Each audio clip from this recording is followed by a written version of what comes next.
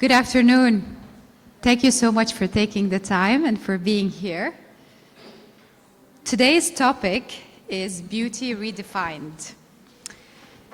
And while I sent the presentation, or when I decided the topic, I said wellness from the inside out. But yesterday I decided to change the name, and I'm going to say beauty redefined from skin to safety. So, allow me to start with a question. Have you ever looked into the mirror and said, I'm doing everything right, I am eating well, I'm sleeping well, I'm investing in my supplements, in my skincare, in my self-care, I know what to do, like we know what to do, but I still don't feel well. Something is off. The glow isn't there. And you wondered what was the issue and what you could do differently. Some people find this as being a surface issue, a skin issue, a glow issue. Actually, it's not. Years back when I started working with integrative and longevity medicine, there were women and men in front of me in the clinic. And what I noticed is that these people, they aren't sick, they aren't unhealthy. They looked fine on the outside, but they were flat. Their energy, their vitality was flat. And I recognized then that this is not a medical problem, it's a survival problem. We're too busy surviving that it taxes so much on our biology. Surviving is very expensive. When you are in a survival mode, the biology, the nervous system cannot repair. And when you cannot repair, you cannot rejuvenate. And when you cannot rejuvenate, you cannot glow. So surviving is very, very expensive. And most people think that the loss of glow, the loss of vitality, it means that something's wrong with my biology. It doesn't have to be. It means certainly that something is wrong with the system overall. So before I go any deeper, I want to take you on a journey today from science to soul. First, we're going to start from surface, skin, to signal. How to interpret and think differently about the signs and signals our body is sending for us. That will lead us to the silent saboteurs. What is silently and quietly depleting our energy and sabotaging with our best vitality, glow, and surface performance? Then we understand how to move from the surface, from survival to safety, through three different, I would say, structures, very important structures: resilience, rhythm, and relationships. This is what we're going to go through today. So first, many people think that everything starts with the surface, everything starts with how we look, with the skin. But actually, the body is a very intelligent communicator. The body tells us what's wrong. The problem is, the language of the body isn't the language we're used to speaking. So many people don't know how the body communicates with us. We don't know the coding of the language. That's why relying on how we interpret things sometimes can be confusing. And seeking sometimes an expert who understands how to decode the body's language can be a great investment. So the body has a feedback mechanism. When you look at puffy eyes, that means it's not that you're not using the right eye serum. That's not what it means. It means that you probably don't have an efficient quality of sleep. It probably means that your lymphatic drainage system isn't working properly. It probably means that your kidneys are overwhelmed with too many, I would say, bad not nutrients even, bad ingredients, and too little micronutrients. That means that your balance between minerals and hydration isn't optimal. This is puffy eyes. It could also mean that the minerals that are necessary for proper face color, which is iron stocks mostly, is depleted. So looking at puffy eyes isn't always puffy eyes. It's actually deeper signals that the body is telling and sending you. Dull skin. Dull skin isn't just about, not knowing which cosmetic treatment to do because of aging. Dull skin has everything to do at its root with poor cell cycling or poor cell turnover. It's poor mitochondrial health. It's the inability of your skin to regenerate and rejuvenate. Hair thinning, now that's a pretty big one. It's not just about the minerals, the silica, the iron, the zinc, selenium, a protein. It's also about chronic stress. It's about the environment that sends a signal to your hair follicles saying it's not safe to grow new hair. We're busy doing something else. We're busy fixing something else. And finally, weight resistant. That's a big one for women especially. It's not about your discipline. It's not at all the fact that you can stop eating this bad food or not being able to go on a diet.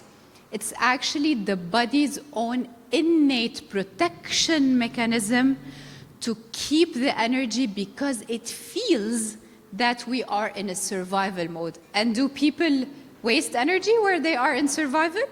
Never. You never shed when you are in a survival mode. And whether we like it or not, our modern times look like something that pushes us to be in a rhythm of survival. With the influx of noise, of social media, of to-do lists, of tasks, of things to fix. Finally, that gets to a loss of glow. So loss of glow can be everything from loss of microcirculation, poor blood circulation, and if you're not hydrating well, you're not exercising well, all of this could be surface skin. So these are not flaws, these are messages. It's clearly your body telling you what is imbalanced in your system, which gets us to understanding what the silent saboteurs of daily life are. And here it gets a bit technical, but when we talk about gut inflammation, is anyone in the room doesn't know what gut health is? I doubt. I really doubt. Yes, Kinda doesn't know what gut health is. So gut is the trillions of microbacteria that lives in the lining of our gut. This diversity of microbacteria and the health of this microbacteria allows an immune barrier for us to protect from invaders that we intake on our daily basis that are not always good for us. So it's our first immune layer or immune protector. And when the gut is not okay, this puts it under inflammaging, which means inflammation that causes allergies, problems, disharmony, and aging. It's one of the most silent saboteurs of aging. As you will see, aging is not the problem. Accelerated aging is. The second silent saboteur is poor sleep. How many times have I sacrificed sleep to work? Oh my God, I can't tell you how many nights in my 20s I have sacrificed sleep to work. Now I really take it as sacred. Even when my son was born, wow, lack of sleep, it does things to you, doesn't it? So, poor sleep. Sleep is not just for beauty. Well, we say beauty is sleep, that's correct. It's a scientific statement. But sleep is for repair. And repair is what you want your body to do. You want your body to go back to its innate intelligence of knowing how to fix itself on its own. The program is already there. All you need to do is allow space for that program to get activated, and sleep is the time to allow that space. It will allow cell recovery and it will allow cleaning of the zombie or the senescent cells that are in turn causing inflammation and therefore accelerated aging. So you're cleaning not only the body cells, but also the brain cells. It's a gliadic lymphatic drainage as well. So you cannot get collagen if you're not sleeping. Chronic stress, and by chronic stress, I don't mean someone who is so stressed that they're burned out. No, this is silent stress, a type of subtle depletion, the type that we're not actually noticing and that our system got so used to it that it normalizes it. This is the chronic stress I'm talking about. And this stress alters our epigenetic expression. Let me put this in English. So that means that the body has a certain genetic predisposition. This genetic predisposition actually either expresses itself through health or through disease. Chronic stress is not just emotional stress. It's signals sent to the genetic code saying to upregulate the inflammation pathways and downregulate the repair or recovery pathways. Aging is actually a balance. It is the loss of the ability of the body to repair itself.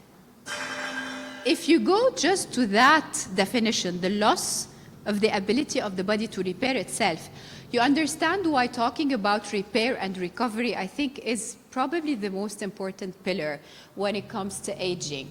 So we're not talking about burnout, we're talking about subtle daily depletions that we are not noticing. So safety, not survival. And how do we achieve that? I mean, words are easy. I can say that I want to feel safe and I don't want to live in a survival mode, but I'm a mom, I'm a working mom, I do 3 jobs in one day, and I have to manage the house and the checklist and the chores and what to order and when is the nanny coming and what she has to do today and what is for lunch tomorrow. So how can I not be depleted? How can it feel safe? And I think I speak for all working women, achieved women, men, moms, whatever you do on a daily basis, I think you feel or resonate with so many things having to be done. So we don't need more things to do. We don't need a task list to fix. We just need to do less and feel more. So the safety and not survival is the new standard of beauty.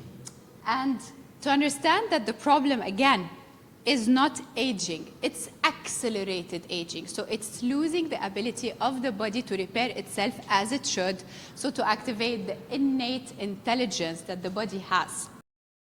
And how do we do that? From science to soul. Understanding that data, blood tests, tracking, biometrics, whatever it is, it's essential, necessary, evidence-based. Yes, amazing, all of that. But if we don't relax the nervous system, and if we don't understand that the nervous system is the first layer to start with, nothing's going to happen. 3 things: resilience, rhythm, and relationships. Resilience. I think probably this is the most misunderstood term for women especially, but generally. We think that resilience is pushing through. We think that resilience is to get going no matter how tough the times are and not to give up. And this is a mentality of doing more, and this is actually self-abandonment. This is not resilience.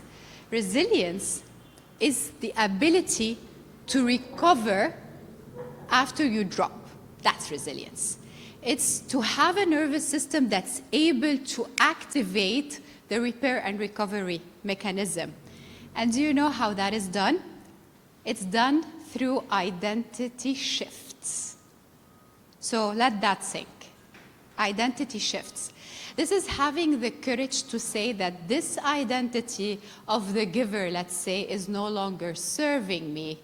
And I need to be courageous enough to release an identity that doesn't serve me anymore and to learn like a curious child, if you're familiar with the Fool and the Tarot card, like a curious child, how do I pick up a new identity that serves me more? This is resilience, and it takes courage, and it takes a lot of self-belief to shift old personas and create new realities.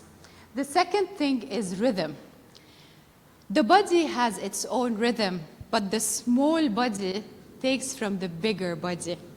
Nature has its rhythm. We are rhythmic being by nature.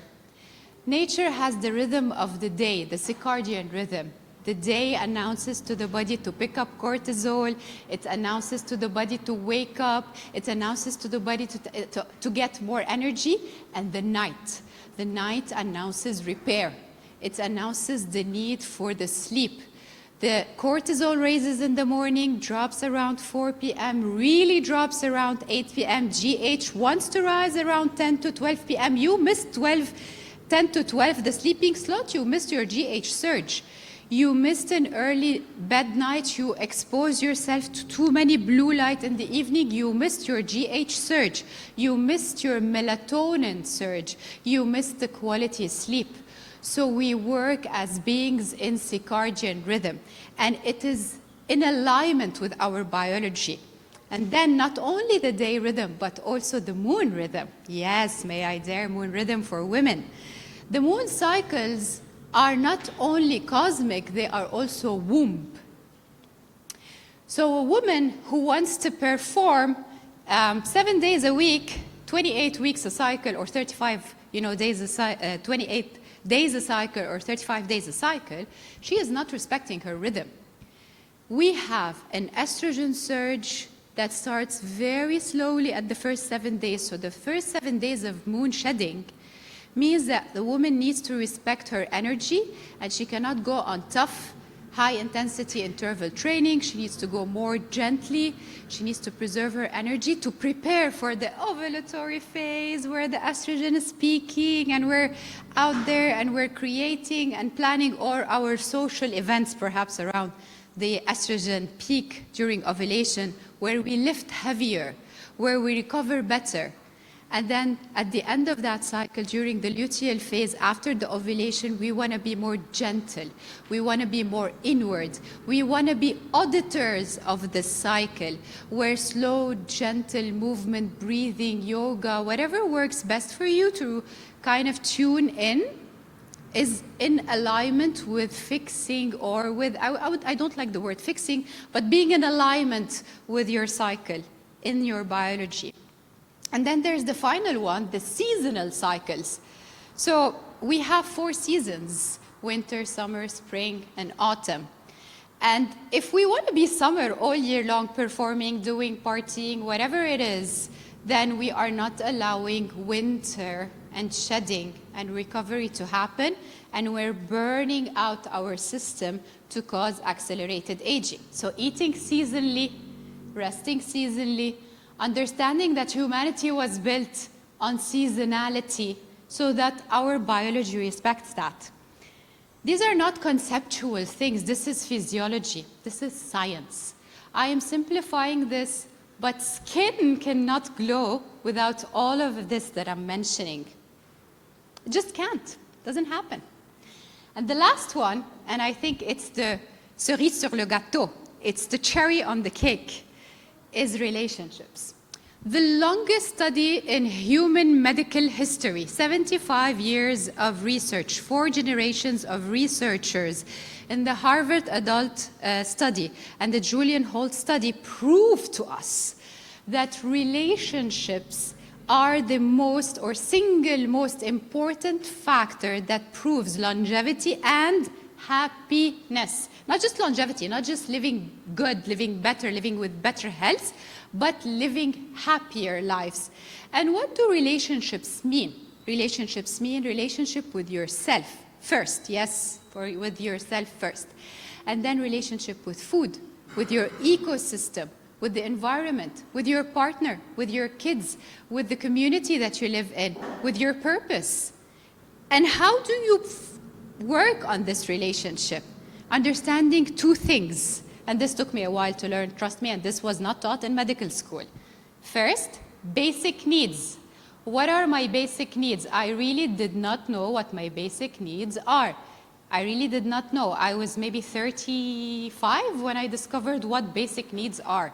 So basic needs are things like rest, now that I want to eat, now I don't want anyone to talk to me, now I can't do this. This is basic needs. Basic needs are things that the biology is signaling to us, but we're not understanding the codes it's speaking with. That's basic needs. And how do we then reinforce those basic needs? Boundaries. Yes, boundaries.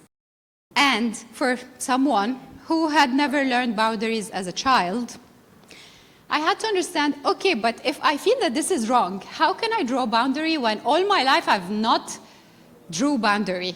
And you know, this is not like something I learned last year and today I mastered it. No, darling, believe me, yesterday night I was still doing a conversation with myself how to draw boundaries today in this event. Trust me, it's an ongoing work. And I would say the single most important lesson for boundary is non-violent communication. How can I non-violently communicate boundaries to whoever is in front of me? And the lesson I learned harder was the more close this person is to me, the more intimate our relationship is, the harder the boundary it is. So your mother, yeah, well, we all have stories with the mothers, your partner, and this is not because we don't love them. It's because we love ourselves, and then from that space, we want to love them. So drawing boundaries. Now from skin to safety, I took you on a journey from science to soul, surface to signal, silent saboteurs, let's get rid of those, survival to safety, resilience, rhythm, and relationships. I don't want to overwhelm you with more information. This is really my message today. And I love the rhythm. Don't you love the S's? I was so proud. So I'm so happy to take your questions. Please, if you don't know who I am or never, saw my Instagram page, this is my page if you want to connect and stay in touch. I want to hear questions. They say that the question, yes.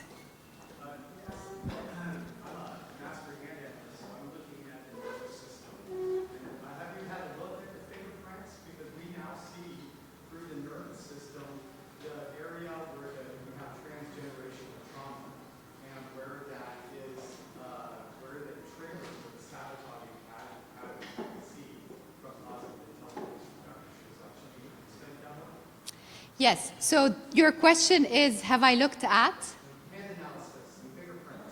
Okay, I agree to the concept that generational trauma, personal trauma, is something that is embodied inside the nervous system and therefore inside the cells. I know that they did not teach me this in medical school, but today, after 15 years of practice, this is a duh.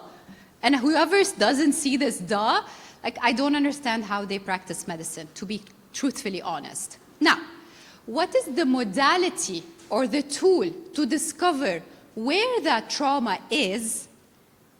I don't think there is just one modality. I think that, like you said, there are so many uprising technologies that we can't know all of it.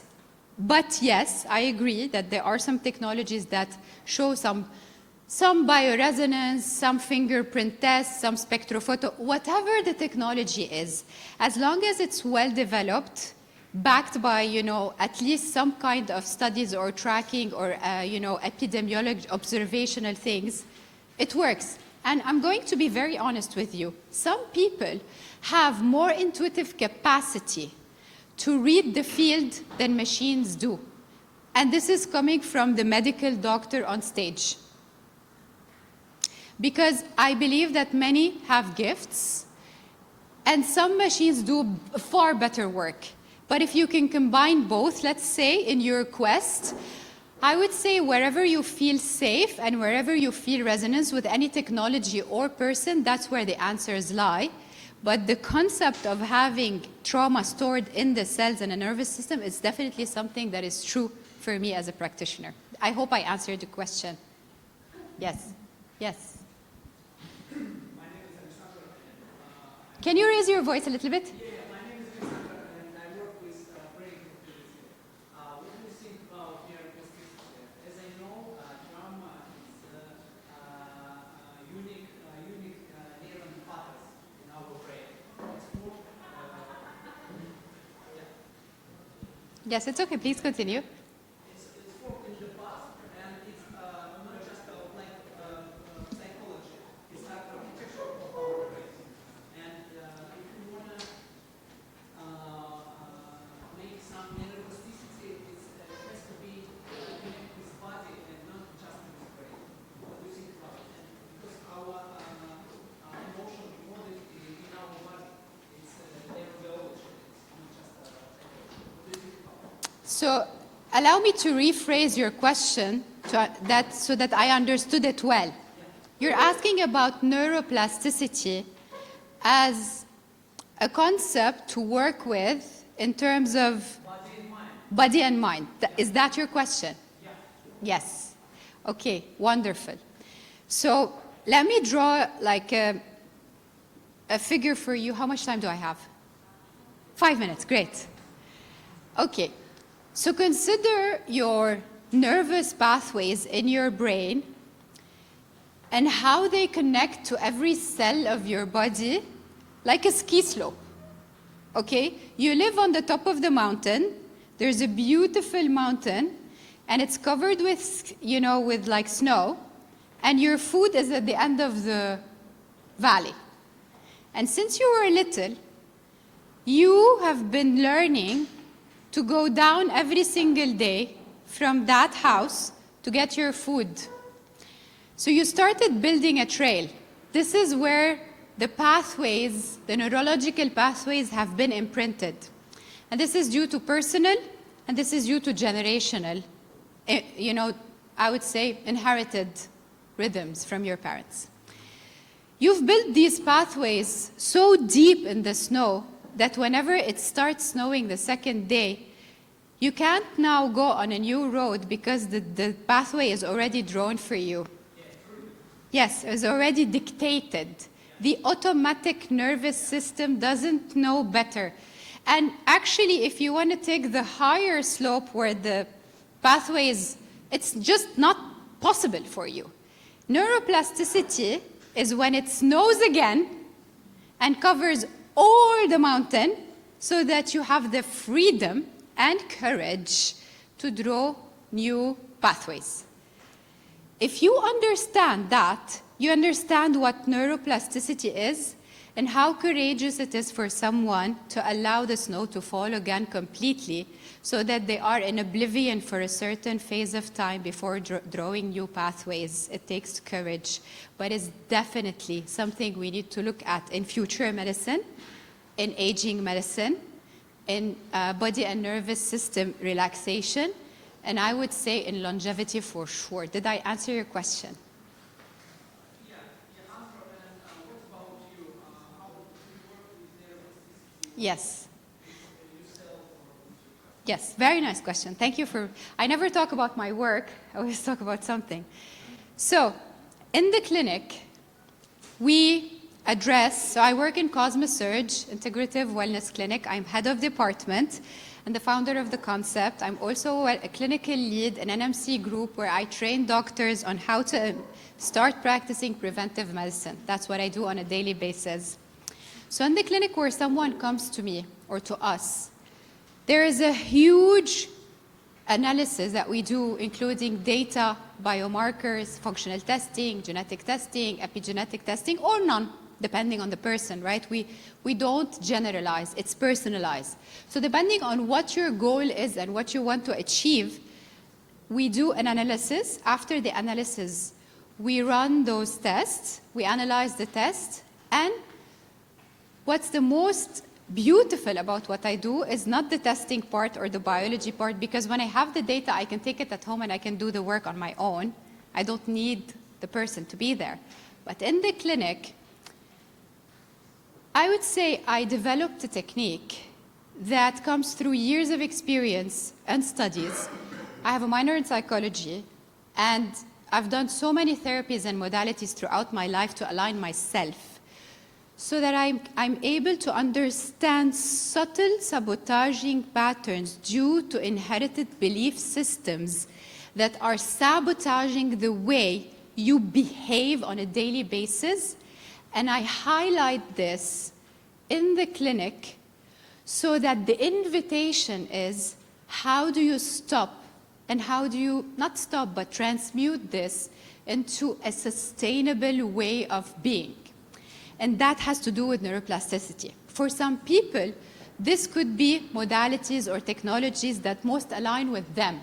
For others, this could be therapy. For others, this could be plant medicine.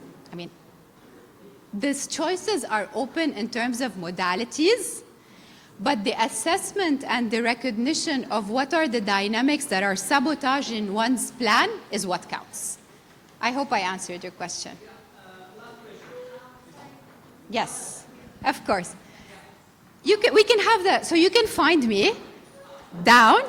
I will be at the Cosmosurge booth. Please come and ask your questions. Thank you so much. I really hope you enjoyed the talk. Thank you. Thank you very much, Dr. Cherrine. Thank you.